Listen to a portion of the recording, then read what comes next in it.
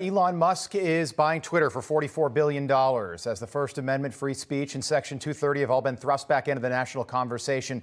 But will Elon Musk really transform the platform? One account that's been mentioned a lot recently is Libs of TikTok. It's run by a Jewish conservative woman who's been the target of severe censorship herself. Joining us now for more is the managing director of the Coalition for Jewish Values, Rabbi Yaakov Menken. Rabbi Menken, great to have you back on this morning. Good to see you.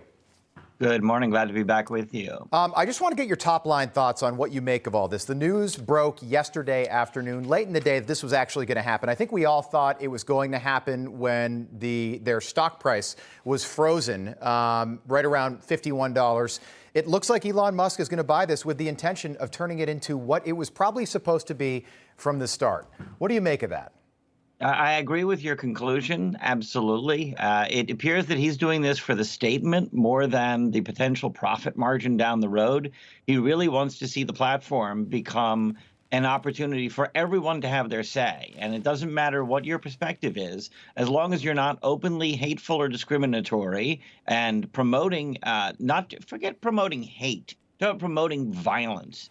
If you're not promoting violence, you should have a say in the public square. And what do you think about this Libs of TikTok? In the Washington Post, they put out an article about this account that, if you're joining us at home and you're not familiar with this account's just been the focus of a lot of media attention. And the fact that the woman that controls the account is an Orthodox Jewish woman, a detail that I would think with any other account wouldn't really be relevant.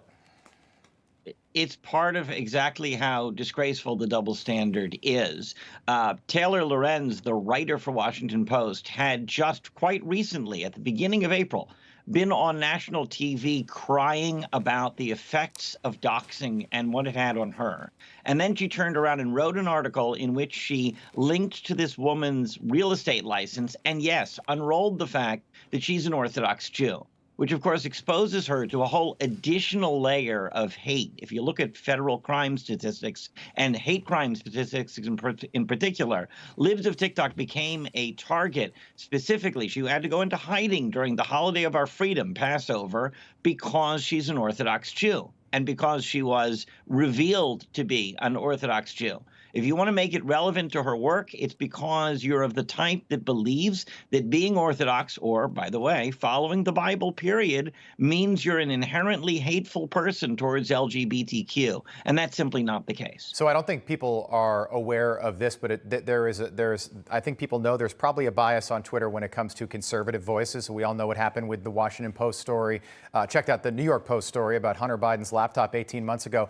It was censored. It was censored more than 500 times. A lot of voters went to the polls on Election Day 2020, didn't know anything about it. But there has also been bias against Jewish communities, particularly on Twitter. Do you think that will change?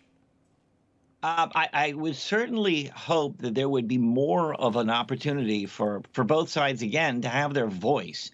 It's interesting. There's a British rapper named Zuby who tweeted out today, he said millions of Twitter users are upset today, not because they fear they will be banned or censored, but because they fear the people that disagree with them may not be banned or censored. Yeah. That's an incredible that was worth a retweet from me, because that's exactly what I think we're seeing right now, is that people will have their voice again. And they won't be afraid to say what they feel. So it's going to take Elon Musk apparently about 6 months to take full control. Do you expect him to clean house? Because right now, Rabbi, we live in an America where Vladimir Putin, the office of the Russian president, is allowed to have an account on Twitter.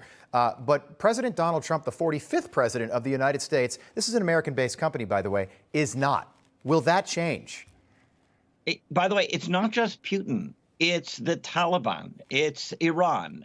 In fact, the Babylon Bee, which had their account frozen for so-called being hateful, had a very apt joke that Trump got himself back on Twitter by pretending to be the PR frontman for the Taliban. Right.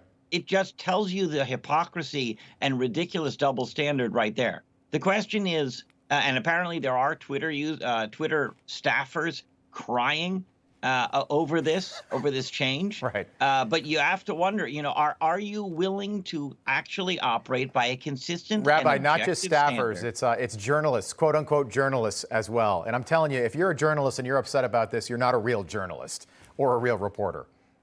That's true. Yeah. The news is not about narrative. The news is supposed to be about objective fact. Right. And by the way, this Libs of TikTok and this statement that came out from the Washington Post claiming they hadn't revealed her personal details after they did, after they Right. pointed to her real estate license and her fact that she's an Orthodox Jew. I mean, that's coming out of the Washington Post. They're Yeah. not interested in telling news. Owned by Now, Jeff Bezos. Twitter will have everybody's side, and maybe you'll be able to hear the truth. We can certainly hope so. Hopefully this is the end of content moderation in this country. By the way, when he does take over 6 months from now, you know what's going to follow immediately after that? The midterm elections. So this might play a big role there as well. Rabbi Menken, always enjoy having you on. Good to see you again. Thank you. Thank you so much.